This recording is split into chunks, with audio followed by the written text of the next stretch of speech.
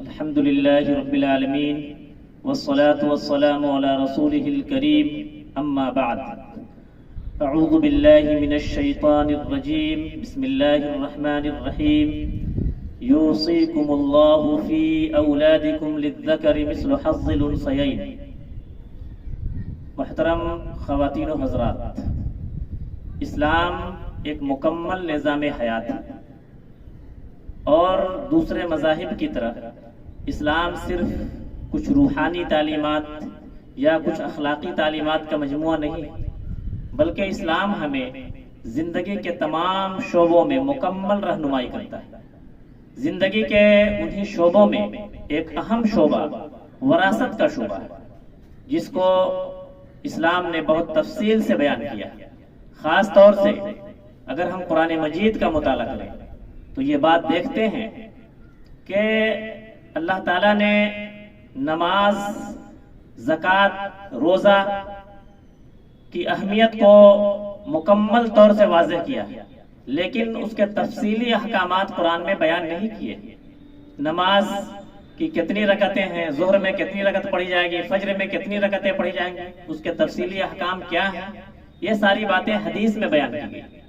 لیکن وراثت کے احکامات کو کس کو کتنا حصہ ملے گا، یہ تفصیل اللہ تعالیٰ نے خود قرآن مجید میں بیان کی.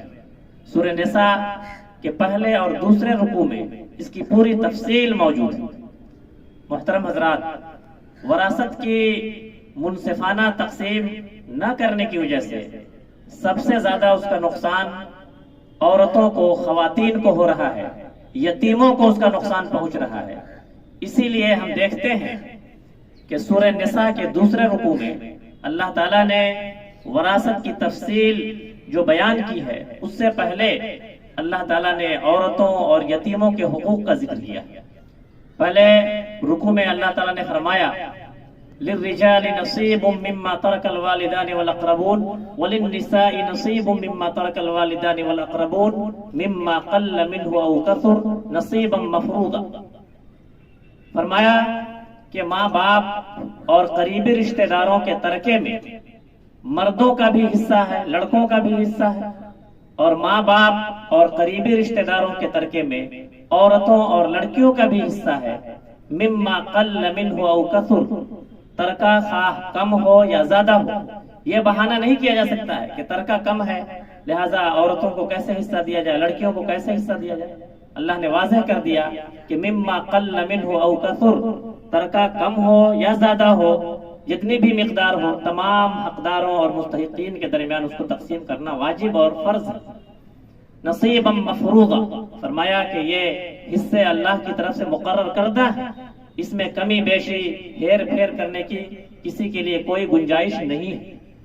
اسی طرح اللہ تعالیٰ نے فرمایا یتیموں کے بارے میں کہ جو لوگ وراثت کی صحیح تقسیم نہیں کرتے اور یتیموں کا وراثت میں جو حق ہے وہ ادا نہیں کیا جاتا، ان کے بارے میں فرمایا کہ ان الذين ياكلون اموال اليتامى ظلما انما ياكلون في بطونهم نارا وسيصلون سعيرا.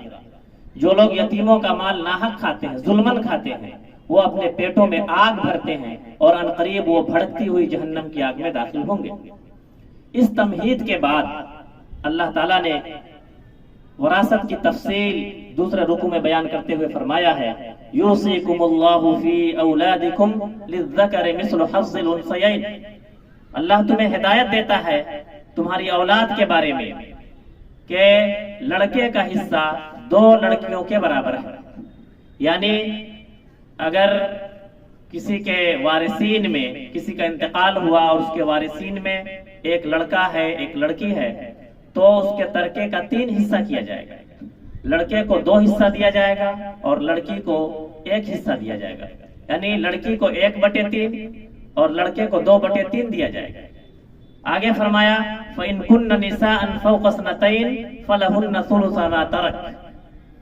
اگر وارثین میں لڑکا نہ ہو، صرف لڑکیاں ہی لڑکیاں ہوں اور لڑکیوں کی تعداد 2 یا 2 سے زیادہ ہو تو ان کا حصہ 2/3 ہوگا، یعنی 2/3 ہوگا پورے ترکے کا. وَإِنْ كَانَتْ وَاحِدَةً فَلَهَا النِّصْفُ. اور اگر لڑکی صرف 1 ہو تو اس کا حصہ پورے ترکے کا نصف ہوگا، آدھا ہوگا. محترم حضرات، یہ جو حصہ بتایا گیا ہے کہ اگر لڑکیوں کی تعداد 2 یا 2 سے زیادہ ہو تو ان کا حصہ 2/3 ہے، 2/3 ہے، اور اگر ایک ہی لڑکی ہے تو اس کا حصہ نصف یعنی 1/2 ہے۔ یہ بیٹیوں کا حصہ بیان کیا گیا ہے۔ اگر بیٹیاں موجود نہ ہو تو ان کی جگہ پہ یہ حصہ پوتیوں کو ملے گا۔ اگر پوتیاں بھی موجود نہ ہو تو یہ حصہ ان کی جگہ بہنوں کو ملے گا۔ بہن میں بھی پہلے سگی بہن کو ملے گا، اور سگی بہن موجود نہیں ہے تو سوتیلی بہن کو حصہ ملے گا۔ یہ پوری تفصیل احادیث میں اور علماء نے اس کی تفصیل بیان کی۔ آگے اللہ تعالیٰ نے ماں باپ کا حصہ بیان کیا، فرمایا کہ وَلِأَبَوَيْهِ لِكُلِّ وَاحِدٍ مِّنْهُمَا السُّدُسُ مِمَّا تَرَكَ إِنْ كَانَ لَهُ وَلَدٌ، کہ اگر میت صاحب اولاد ہو تو اس کے ترکے میں ماں کو 1/6 ملے گا اور باپ کو بھی 1/6 ملے گا۔ فَإِن لَّمْ يَكُن لَّهُ وَلَدٌ وَوَرِثَهُ أَبَوَاهُ فَلِأُمِّهِ الثُّلُثُ، اور اگر میت صاحب اولاد ہو، مرنے والے کی اولاد بھی وارث ہو رہی ہو، اس کے لڑکے لڑکیاں بھی وارث ہو رہے ہوں، تو ایسی صورت وارث نہیں ہو رہے ہوں۔ اگر میت صاحب اولاد نہ ہو، اس کے وارثین میں بیٹے بیٹیاں نہ ہوں، صرف ماں باپ والدین وارث ہو رہے ہوں، تو ایسی صورت میں ماں کو 1/3 ملے گا۔ یہ تفصیل اللہ تعالیٰ نے بیان کی۔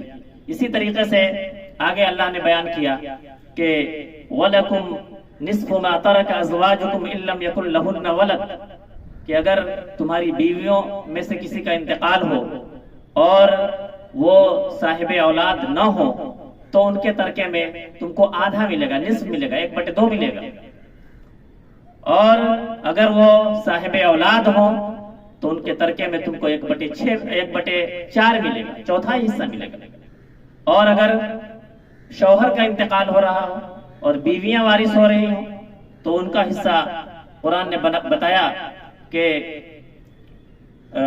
وَلَهُنَّ الرُّبُعُ مِمَّا تَرَكْتُمْ إِن لَّمْ يَكُن لَّكُمْ وَلَدٌ، کہ اگر شوہر کا انتقال ہوتا ہے اور وہ صاحب اولاد نہیں ہے، اس کی اولاد وارث نہیں ہو رہی ہے، تو اس کے ترکے میں بیوی کو چوتھائی حصہ ملے گا، 1/4 ملے گا۔ اور اگر اس کا شوہر جس کا انتقال ہوا ہے وہ صاحب اولاد ہے تو ایسی صورت میں بیوی کو اس کے ترکے میں سے 1/8 ملے گا۔ یہ پوری تفصیل قرآن نے بیان کی۔ اس کے مطابق وراثت کی تقسیم کرنا تمام مسلمانوں کی قانونی ذمہ داری ہے۔ اگر وہ اس کا اہتمام نہیں کرتے ہیں تو وہ اللہ کے حکم کی خلاف ورزی کرتے ہیں۔ اور یہ بات آپ کے سامنے واضح رہنی چاہیے کہ وراثت کی یہ پوری تفصیل، پورے احکامات بیان کرنے کے بعد اللہ تعالیٰ نے فرمایا ہے کہ تلک حدود اللہ، یہ اللہ کی حدیں ہیں۔ وَمَن يُطِعِ اللَّهَ وَرَسُولَهُ يُدْخِلْهُ جَنَّاتٍ تَجْرِي مِن تَحْتِهَا الْأَنْهَارُ خَالِدِينَ فِيهَا، اور جو وراثت کے احکامات کے سلسلے میں اللہ اور اس کے رسول کی اطاعت کرے گا، فرما برداری کرے گا، اللہ اسے ایسی جنتوں میں داخل کرے گا جن کے نیچے نہریں بہتی ہوں گی، جہاں وہ ہمیشہ رہیں گے۔ وَذَلِكَ الْفَوْزُ الْعَظِيمُ، اور یہی بڑی کامیابی ہے۔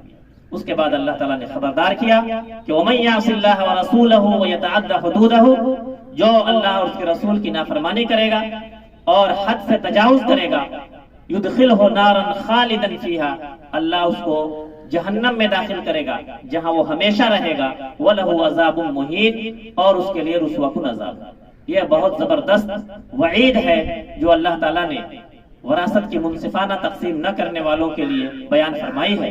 اللہ تعالیٰ سے دعا ہے کہ ہمیں اسلام کو ایک نظام حیات کے طور پر قبول کرنے، اس پر ایمان لانے کی توفیق عطا فرمائے، اور وراثت کی تقسیم کا جو طریقہ اللہ نے بتایا ہے، جو حقوق جو اللہ نے مقرر کیے ہیں، جو حصے اللہ نے متعین کیے ہیں، ان کی پابندی کرنے کی توفیق عطا فرمائے۔